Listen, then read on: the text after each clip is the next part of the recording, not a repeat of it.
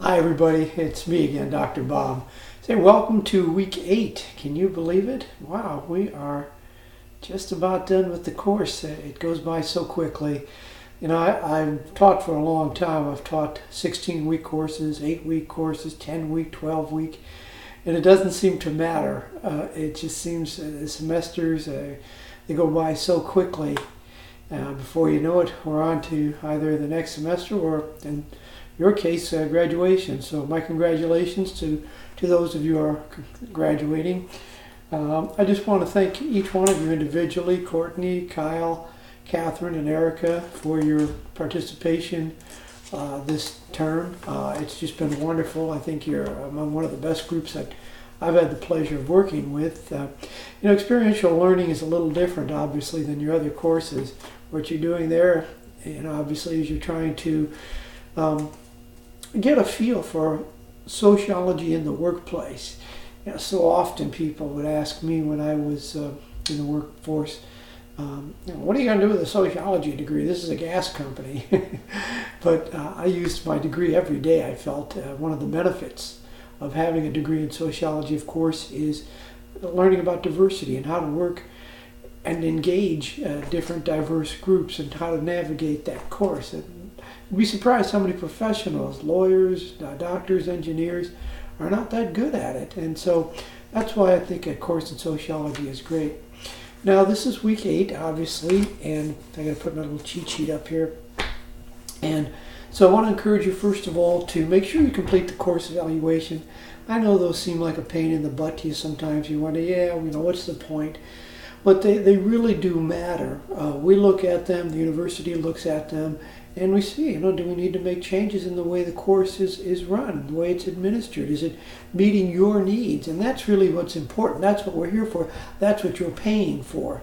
And so we want to make sure that those who come after you have the benefit of your experience and your comments. And so we really do make changes to the courses and the way we proceed with things based on those evaluations. So please, take a few minutes. It only takes a few minutes and complete them. So this week the discussion is about rules, and we've already had a few comments in there. And so I just encourage you to think about that in our last week, about how the rules of society seem to apply to some and not to others, and how all of us, for the most part, tend to follow the rules, and some of us tend to deviate from the rules. And of course, all of us, I suppose, at one time or another break the rules, big and small. So the other thing I want to encourage you to do is to make sure, if you have any assignments outstanding, to get those in by February 2nd. That is the absolute last day of the course. I can't accept anything after that because I need to get the grades in. So be sure you get everything done by then. And really, I always encourage students, try to get it done as early as possible. If you get it all done by Friday, well, that's great too. So yeah, I encourage you to try to get your stuff in as early as possible. I'll grade it. It looks at this point like everybody's doing really well in the course. Reviewed your papers, your final projects. Most of you did excellent, exemplary work. There are a few areas where some of you perhaps didn't follow the rubric, like in areas of language or habitus. I know those are kind of confusing, or habitus at least is kind of a confusing concept, but it still was a part of the rubric on that assignment. So otherwise, it looked pretty good. Most of the literature reviews looked good. There were, again, a few comments I made on those as well. Okay, well, finally, the last thing I want to say is this, and hopefully I won't take up too much time. I've mentioned a little bit in the past about my association with AA, Alcoholics Anonymous. Not a member, probably should be, not just kidding.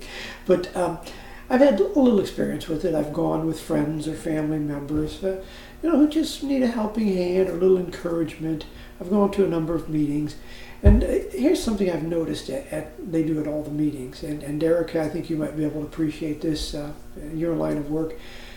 At the end of the meeting, they stand up, they form a circle, they gather hands, and they say the Lord's Prayer. And then they say these 3 words. They say, keep coming back, keep coming back.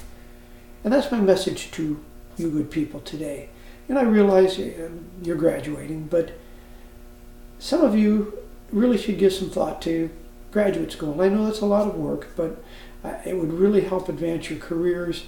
And if you keep coming back, if you keep paying too much for books, keep listening to these long, droning on lectures, laughing at our dumb jokes, keep taking the exams. If you keep coming back, you will be richer for the experience. I mean, I flunked out my first semester of community college, but it didn't stop me. Every chance I got, I kept coming back. And here I am today. I have a doctorate. It took me to the age of 60 almost before I got it, but I got it. And so that's my final message to you folks. Keep coming back to school. You'll be richer for it. Only 28% of Americans can call themselves a college graduate. And the numbers go way down. I think it's only about 3% can call themselves, have a master's degree, and about 1% have a doctorate. And so again, you will be richer for the experience, not just for the extra money you'll make, because clearly there is a relationship between income and education. So yeah, you'll make more money, but you'll be richer as a person for it. So keep coming back. I wish you all the very best, and good luck to you all in the future. Thanks. Bye.